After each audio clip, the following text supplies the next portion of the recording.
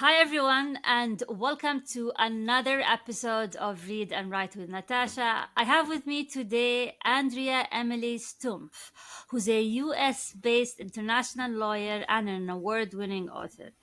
She recently published two new translations of her great great grandmother who lived in the 19th century. Her name was Sayyida Salma, who published her memoirs under the name Emily Gute. And the name of the memoirs were Memoirs of an Arabian Princess, and they were published in German in 1886. And this was the first book ever published by an Arab woman. All right. So, Andrea, so nice to meet you. Thank you for joining me today. Tasha, thank you so much for having me and allowing me to have this conversation with you and share with your listeners. It's really a pleasure, and I appreciate it for Sayyida Salma especially. Thank you. Of course. So, Andrea, you are the great great granddaughter of Saida, correct? That's right. And so you stumbled upon her memoirs in German and you decided to translate them from German to English. Is that correct? I wouldn't say stumbled, but Okay.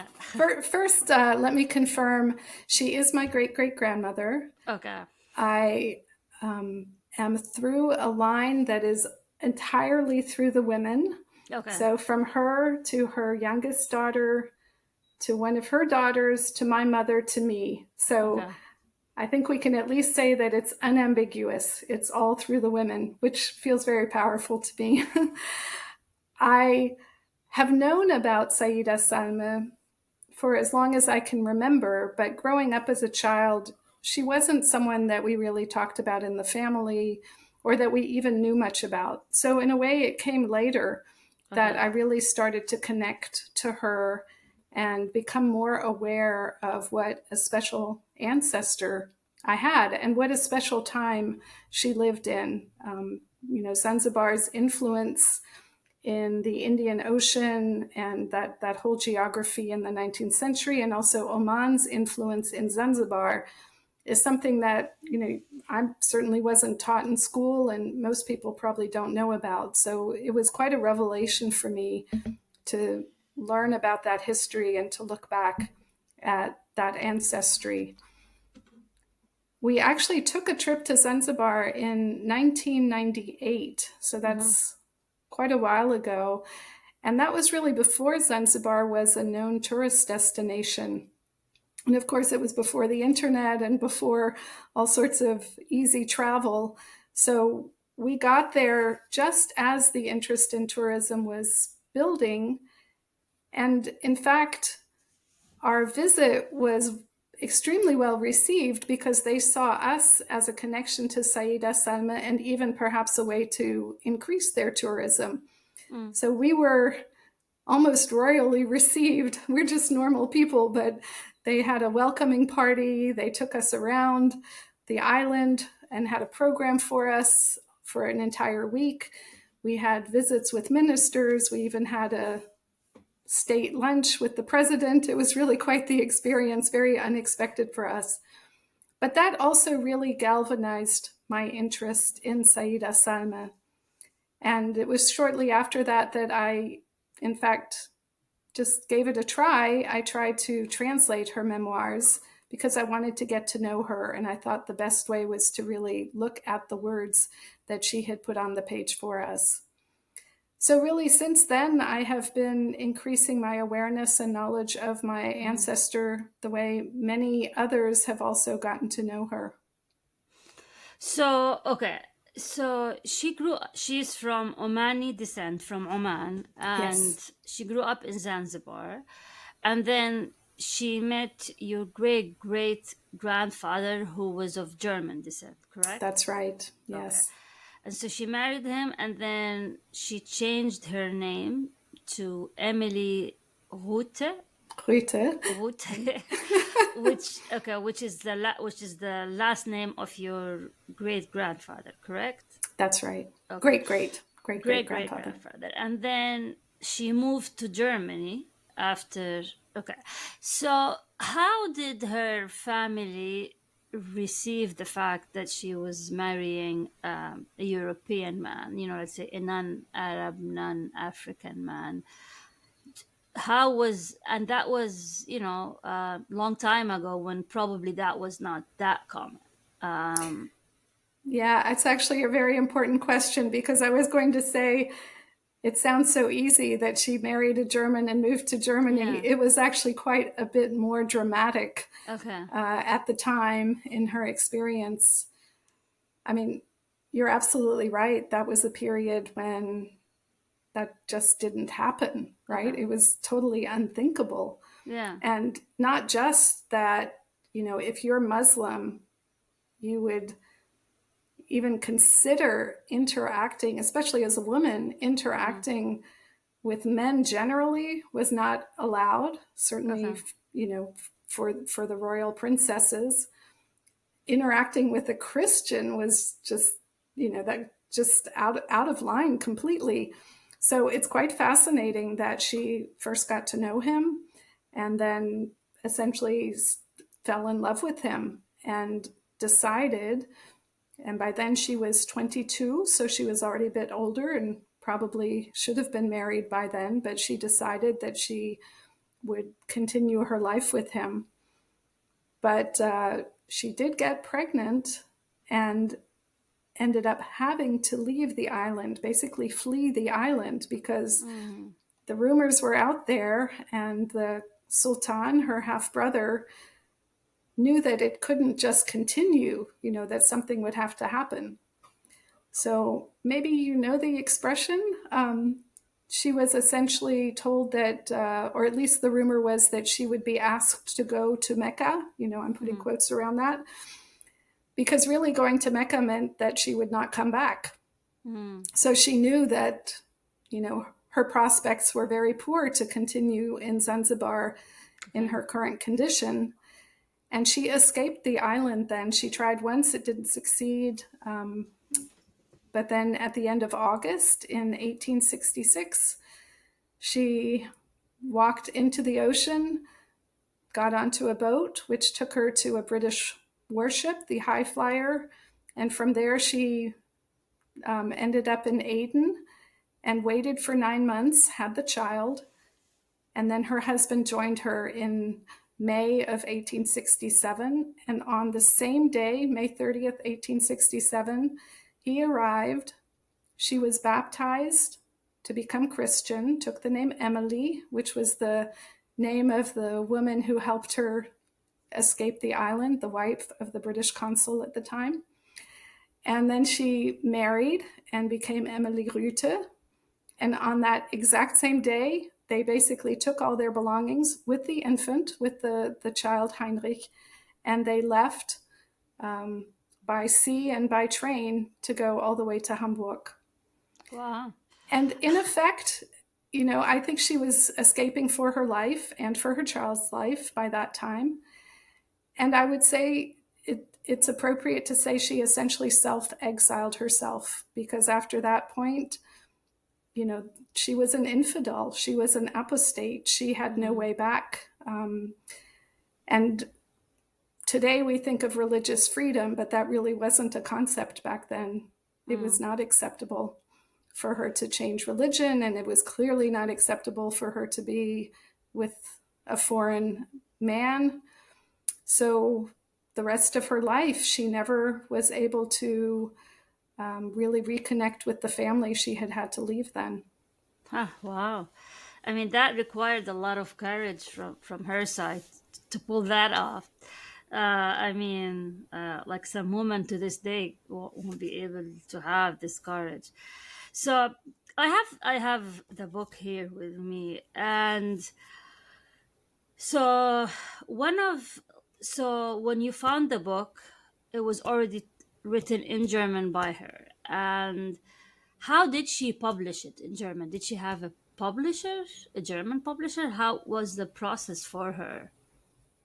So we don't have a lot of details of the actual process, but I think the first thing to say is yes, it was a German publisher.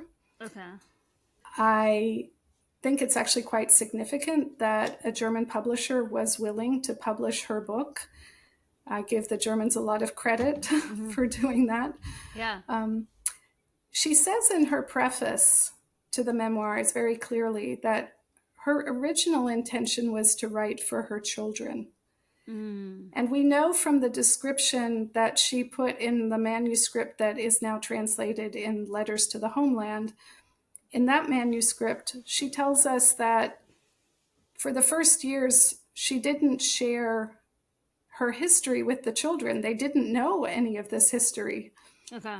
And it was only when the children went to school and others, like school kids, talked to them about this princess ancestry that the children themselves realized that their mother was a princess and had this extraordinary, beginning in her life. So she, I think at that point, realized that she should share with her children what her life was like. And she was also really had very poor physical health and was afraid that she wouldn't survive. So she wanted to write it down for her children so they would have it for later. That is how the memoirs began, as a document for her children, a description for her children. It was only later, maybe 10 years later, that she was then persuaded to publish for the public so that it could be a description that everyone would be able to benefit from and read. Okay.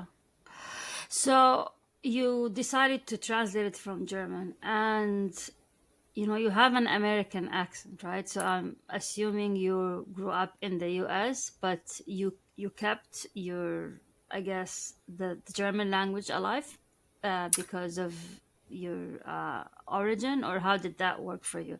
How did you manage to keep your German? It's a good question. And in a way, I feel very fortunate because it really positioned me perfectly to do a translation because I have the German and the English. So yes, English is my mother tongue. I've mostly grown up in the United States. I do all my professional writing and my other writing in English. So doing a translation into English made a lot of sense for me. English is my playground. No. But I was born in Germany and I have German parents. And so I was raised speaking German. And even though we moved to the United States when I was 1 year old, German was my first language. I continued to speak German. We would go to Germany frequently. My mother's a German teacher, or was in a high school. I even took German from her. I made sure, they made sure that the German was very intact. And the other thing that I think has really helped with the accuracy of this translation is that I did it together with my mother, who is native German, who came over, in her 20s. So as a joint project, it was really wonderful that we could combine the German heritage that we have with the English and American life that we are living and create that bridge for her original publication to be more available in an English-speaking audience. So Saida is pretty much unknown, let's say, outside of the German world. Like, has anyone talked about her in, let's say, the English-speaking or the Arabic-speaking countries? Oh, yes, absolutely. In fact, let me put it this way. From a Zanzibari perspective, and if you go to Zanzibar, chances are you will see postcards and probably the books. And there's a museum there, Princess Salma Museum. Or it's a private museum. There was also a public museum, which had a dedicated room for Sayyida Salma. So if you go to Zanzibar, she's very present. She's really a historical figure in that context. And many Zanzibaris who study their own history know of their Sultan history, that Arab period, including the harem and the whole sultanate, through her writings. She has given us a record of that history that is very unique, very unusual, and very detailed. So in Zanzibar, she's very present. Okay. She's also, I mean, her memoirs I view as a national treasure of Oman. So many, many Omani people know of Sayyida Salma. When I go to Omani events and people discover that I have this ancestry, I'd say most people have heard of her, know at least something about her story, and often ask me for a photo because they're so interested in her and so appreciative of her. So for Oman too, a very important record of the Oman history in her memoirs, in her publications that they would not otherwise have accessible in the same way. And then the other thing is that she is the subject of a lot of scholarship, a really surprising amount for someone who published a book in the 19th century. The scholarship interest in her, academic interest, has grown essentially exponentially through the 80s, 90s, and into the 2000s. And if you do a search, you'll find many articles about her that kind of reflect on different aspects of her life. So it's very interesting, too, that she is a known figure in many circles, Arab studies, African studies, women's studies, because of her extraordinary background and the fact that she left us her memoirs. I think it would be a good idea to write a historical fiction about her life. I think maybe that should be your next project. I think that would. Actually, I have an opinion of that. Okay. First of all, there are some fictions that are out there, and they derive significantly from her life. Okay. However, for me personally, and I don't mean to cast aspersions on what others have done, but I am very hesitant to fictionalize anything about her life or to even speculate. And I say that partly because I just respect her too much to kind of, create a life that may or may not have anything to do with what she actually lived or who she was. But also because she left us her writings. And they're beautiful. They're very detailed. They're very insightful. It's almost like, why would we write the fiction when we should just read what she wrote? I think because you can commercialize it and it becomes more accessible. I think if you turn it into fiction, I think that's pretty much the idea. Because some people are hesitant to like read a memoir, but if you present it in a kind of fiction package, they're more willing to pick it up. I mean, so what I think could work well is a documentary that really tries to historically accurately describe her life, that's also honest about aspects where we don't have insights. Okay. That is not trying to create a person other than the person who she really was. And much of that, she gave us. And then some of that, of course, is lost to history. We do worry, we don't want that really seamy, sexy, whatever film that might come out someday, which could be a real distortion of who she was. There's so much more to what she thought about and what she experienced than those highlights of her life. So if you do decide to do it, Natasha, then, please do her full life. So,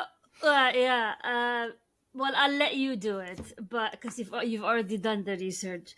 But okay, so like for anyone who's listening or watching, just the backstory of how I met Andrea was that I went to the Gaithersburg Book Festival. It was a rainy day, and I saw this banner outside your table that said, the first published female Arab author.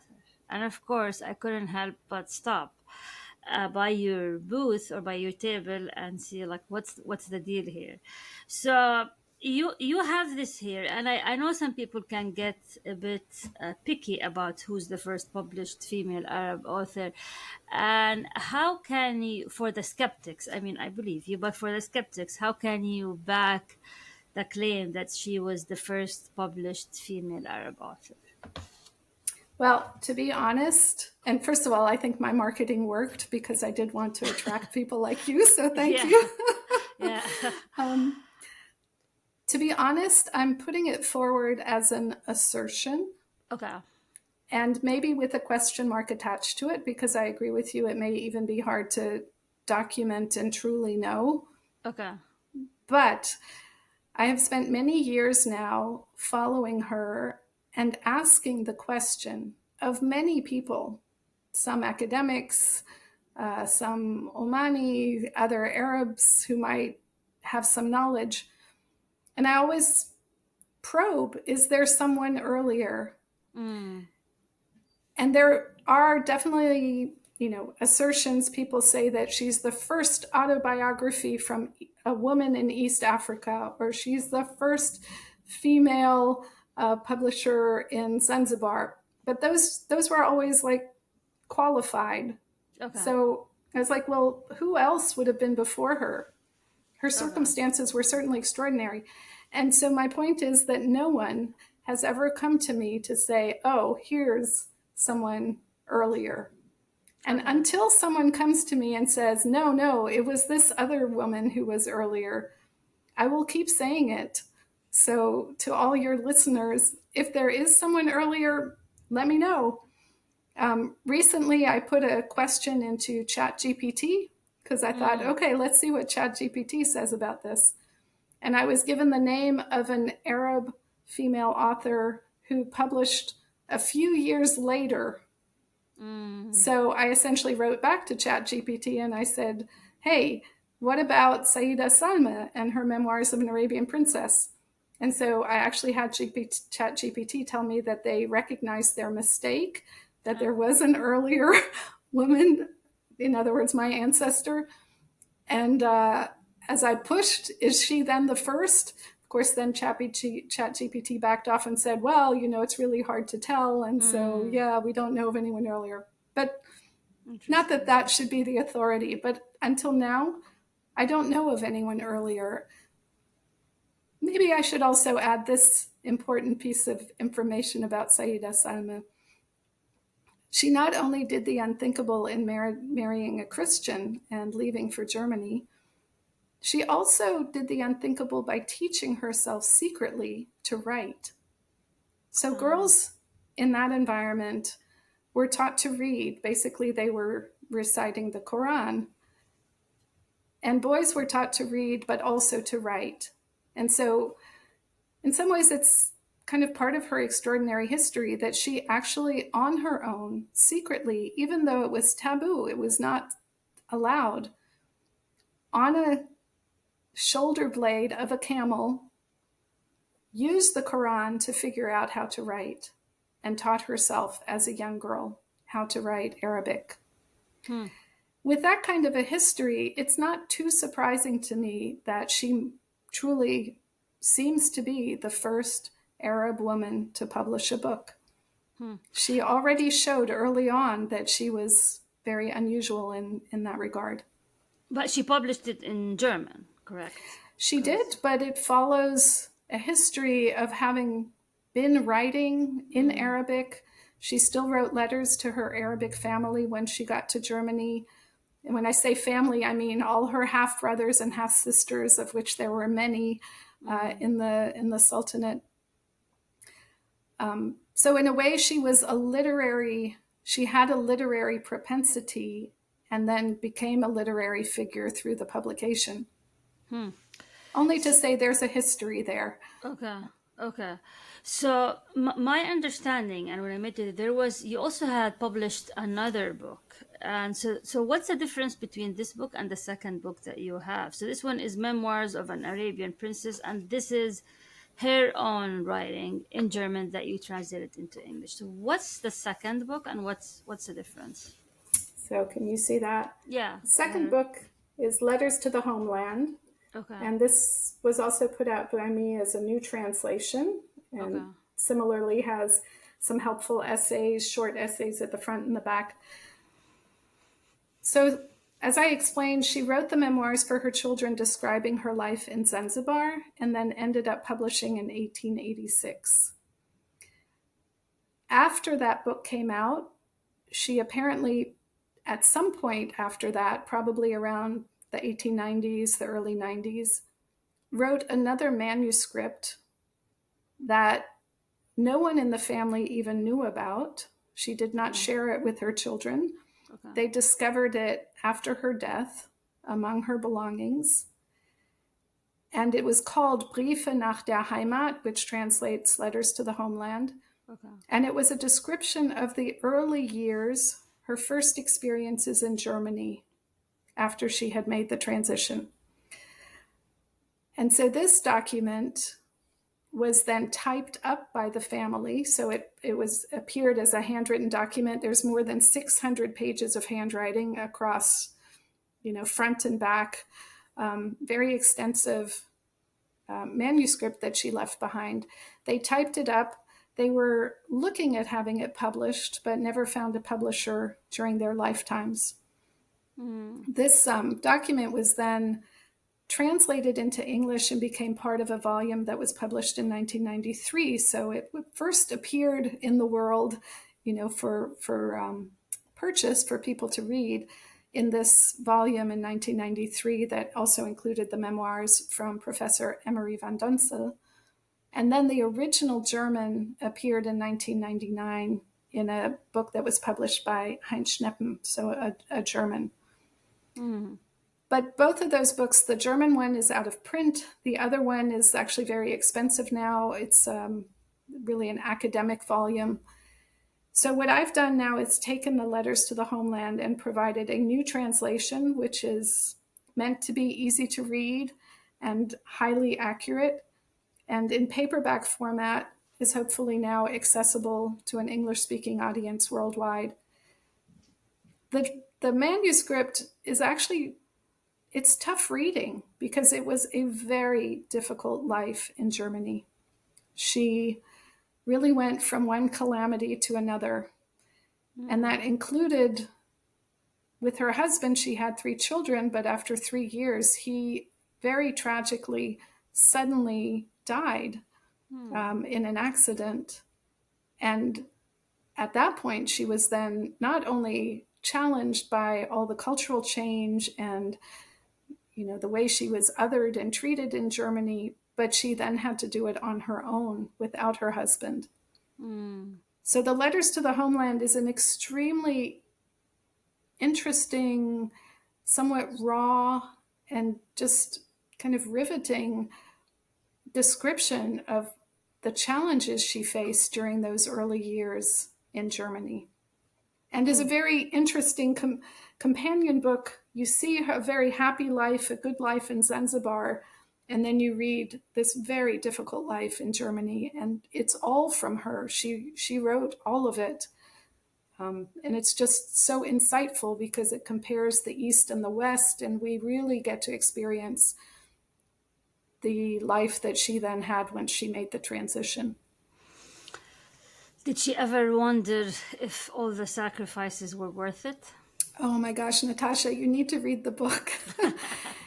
Because the Letters to the Homeland was a manuscript that was left behind, it was never edited, right? It was never prepared for publication. Okay. And that's why I say it's raw. And it's also somewhat repetitive, right? Someone might have edited out some of the repetition, but what we have is this very authentic description of what she was going through. And to your question, all the time. She asked herself that question over and over again. And she realized that it was kind of crazy. She was so dedicated and devoted to staying in Germany, to raising her children in Germany in the memory of her husband, the way that she thought her husband would have wanted it. And she did it at every cost, to her health, to her mental sanity. It was so difficult. And she was always like, can I keep going? Can I make it? Is this the right thing? And she never gave up on the idea. She made it work. She pulled through. The things we do for love. Absolutely. And even, after his death, in the memory. Yeah. It's kind of incredible. Yeah, she kept it alive. So, okay. I want to pivot a bit and talk about your publishing journey. So, how did you? Okay, so you finished the translation. Your mom, who's a native speaker, helped you edit it, and then how did you publish this? So let me start by saying I had published two professional books earlier. So Okay. I'm a international lawyer. I work on structuring international partnerships, and I had published two guidebooks. And I had looked to work with a publishing company, and I had some interest. Oxford University Press, perhaps there would Okay. have been others. But I realized that the way I wanted to do the book was not the way they wanted to do the book. And How so? so I decided to do it as a self publication. Okay. And I discovered in the process of doing those professional books that I loved the experience. I loved the writing. I loved the creativity. I loved the layout. I did lots of images. I made it pretty. It was such a great experience that when I was ready after those two books to pick up, I thought, okay, now it's finally time. I'm going to do the memoirs. And I set a time frame for myself, and I wanted to make sure my mother would be available to work with me. So I just was pretty clear from the beginning that I wanted to do it my way. I Mm. wanted it to be a pretty book. I wanted it to be an accurate book, an accessible book. And I also felt the historical pull. I wanted to do the book for my ancestor. So it really Mm. felt like I had this privilege to do it. So my journey was basically a self publication journey for both of these. And anyone who asks me, I'm more than happy to tell them how amazing it is today in terms of what we can do for self-publishing, the platforms that we have available, and how worldwide the reach is to be able to do this kind of publication. Did you do everything yourself, or did you hire a team of like designers and Yes, editors to be and fair, I mean, yeah. when I explain to people what I think is necessary, it's a small team. I Okay. think anyone who wants to self publish, you should definitely have a copy editor. Mm-hmm. My copy editor didn't actually have that much to do because my drafts are really quite clean. I put a lot of time into it, and as a Okay. lawyer, I'm pretty careful about what I write. But still, I needed someone to take another look at it and give me some guardrails. I think the most substantial part of it was the graphic design, the Mm. layout, and the ability to really give it a professional look Looks and very to, nice. follow the specs. Yeah. But I had a graphic designer who was very open to what I wanted. So I was like, I'd like Okay. to use this border at the top. I have these photos. I'd like to put it here in this order. I'd like to make it a little ornate. Please put these lines, So we worked together, but it was still very much my ability to shape with someone who supported the real professional look of the book How did you find the designer? through the copy editor. And I found the Okay. copy editor through the World Bank, which is where I spent many years working, someone Okay. who had helped World Bank staff over time. I live in the Washington, D.C. area. They're in Mm. California, but that worked beautifully. It was, all online, and they were super support. It's been the same team for every book that I've done. The last step, of course, is proofreading. So it's also good to have a professional proofreader do that last step. But everything else, I must say, it's not always easy. How do I upload it on Amazon? How do I upload it on Ingram Spark? I'm working on the audiobook now. I did the ebooks earlier. Mm. Um, every step of the way, I kind of have to teach myself. The biggest weakness, I think, is the marketing. I'm much better at writing the books and putting them out than doing the actual marketing. And that, of course, never stops. That could take a lot more of my time. But I'm very happy with the way the books turned out. And I'm so excited to make them available internationally, easy to read, easy to access, and to really spread the word of what Sayyida Salma had to share with us. Hmm. So, what? How was the the marketing for you, and how are you marketing, and what was the reaction to the book so far? So, in a way, I was already plugging into an existing market. As I mentioned Okay. before, there are quite a few people who are already familiar with her. It's Okay. a somewhat recognized name. And that was helpful in some ways, but also a bit of a challenge. If you do a Google search for Memoirs of an Arabian Princess, you will find at least a dozen and more reprint editions that are paperbacks of different translations, historical translations. So in a way, I'm competing with all the books that are already out there. But I do have a way to distinguish this book, and the whole reason that I put these books out is because the old translations are not very accurate. Mm. The 1888 translation, which the family authorized, is actually quite good, but it's somewhat sloppy, and there are things that are missing, key sentences here and there. And it's also a little bit of 19th century language. It's a little Mm. old fashioned in the way that it's written. The other translation from 1907, which was Lionel Strachey's translation, is a complete distortion. And I translated before I compared it to his translation. I didn't want to be affected by the other translations. And I was actually shocked at how different his quote unquote translation of her memoirs was, to the point where I was like, I have to publish this. Mm. Most people pick up the reprint of his translation and have no idea. Maybe they don't even realize it's a translation, but they certainly aren't aware that it is very different from the book that she published. Mm. So, in a way, I'm not only kind of competing with those books, I'm actually trying to replace the historical translations, because I feel like we should hear her voice as accurately as possible. And like I said, that was my goal. What was the reaction of the readers? Ah, yes. um,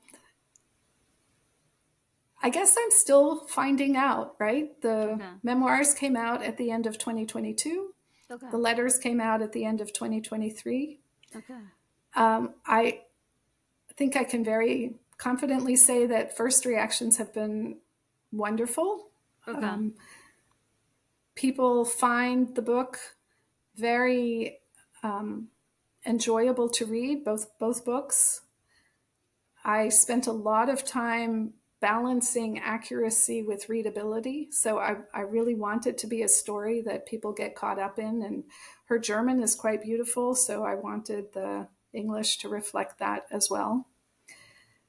I also appreciate that for many people, it's a kind of surprising view of history. It teaches them a piece of history that they had no idea about. Mm. The whole Indian Ocean 19th century experience, this extraordinary trip. We know about explorers who went from the west into the east, Livingstone and Stanley, that were exploring East Africa.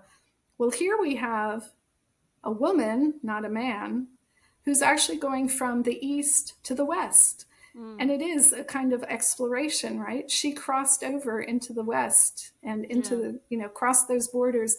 And she's telling us things about the west that are really interesting to hear. Just like an Mm. explorer, studying East Africa, she's studying the West for us. And she's comparing it to her Arab upbringing, to her Muslim upbringing, to her African setting. And she's like, wow, why do Germans do this?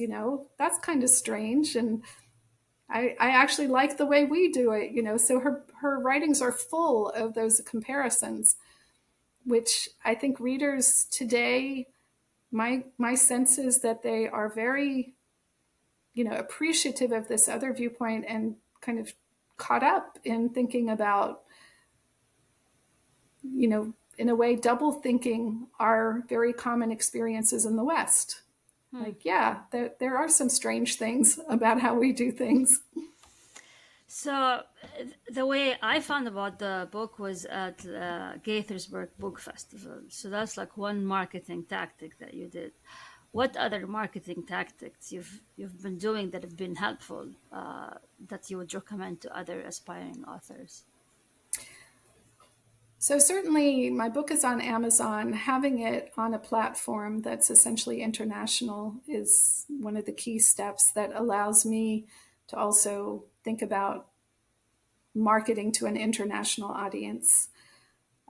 Beyond Amazon, because of course, many locations either don't have Amazon or don't prefer to use Amazon, I also put the book on Ingram Spark Mm, as a wholesale distributor so that I can make the book available. So, for example, much of the research that I was able to do is in the Netherlands.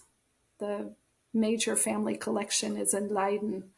So I could go to a bookstore in Leiden and say, here, this book is really of interest to your population here because so mm, much of it is here in Leiden. Could you carry this book? And they're not going to get it from Amazon, but they will get it from Ingram Spark. So it allows me to have a way for bookstores and other distributors to pick up the book. I have a website that describes the books and also the translating process. It also gives examples of how the old translations are not as accurate. And on that website, I recently started a blog. So now I'm providing a monthly blog where I describe the relevance of Sayyida Salma's writings for today. And mm, I now look for, at book festivals and wherever I can, I look for people to sign up for the newsletter that distributes the blog monthly. So those are small ways in which I'm trying to get the word out. mm, A lot of it is word of mouth. I use LinkedIn as well. So I have a lot of interest coming through LinkedIn that has mm. surprised me. I use that as my professional platform, but I'm also using it here. And it's just kind of fascinating how many people pick up on it all over that. Of course, I don't know who they are, but I'm grateful for their interest. And then they spread the word further. Hmm. That's really nice. So, what does the future hold for you in terms of more writing project? What are you working on? Well, certainly, I think I should amp up the marketing as much as possible.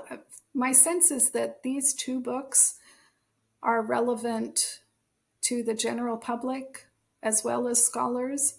But I also would really like to see it become material in a college and probably also high school setting. There's so many interesting themes and topics for young people to think about as they learn about themselves and the world around them. So I hope to do something that is also educationally oriented, Mm, perhaps an educational guidebook that will make the that will make her writing relevant to high school and college level students. This year happens to be 100 years after her death. So she died in mm, 1924. So this is her centennial. So later this year, I'm intending, once I finish the audiobooks, hopefully soon, my next step will be to put together a centennial edition that will be a compilation of the two writings, the two translations. So I have the two paperbacks now, so I would put that in one book with some additional translating and maybe a couple more essays. So an expanded version that would be a centennial version for this year. And beyond that, I think there's kind of an endless number of possibilities as to where to take what she left for us. I feel like I'm mm. just starting. It's amazing. I mean, I really enjoyed chatting with you and knowing more about her, and I'm sure everyone who's listening or watching is gonna find this fascinating. How can people reach you? Through your website, email, social media. What's the best way to reach you for those who are listening or watching? Yes, and let me encourage that because I'm very interested in hearing people's thoughts, creating dialogue around the things that Sayyida Salma has left us. So probably the best way is through my website, to go to www.sayyidasalma.com. You can also get there with emilyrute.com. On the website, there's a contact space, so you can put your contact information there. You can also reach me through my Hotmail address, Andrea E. Stumpf. The E, of course, is for Emily. So Andrea E. Stumpf, Stumpf, at hotmail.com. Either way, it would be really exciting to hear from others, and I'm open and interested in doing other discussions, supporting book groups, presentations. Some I do historically about that period in history, and some I do more about her. So wherever the interest lies, I'm very interested in spreading the word. Great. Well, thank you very much, Andrea, for joining me today. I learned a lot. And for anyone who's listening or watching, thank you for joining us for another episode of Read and Write with Natasha. And until we meet again. Thank you so much. Thank you, everyone.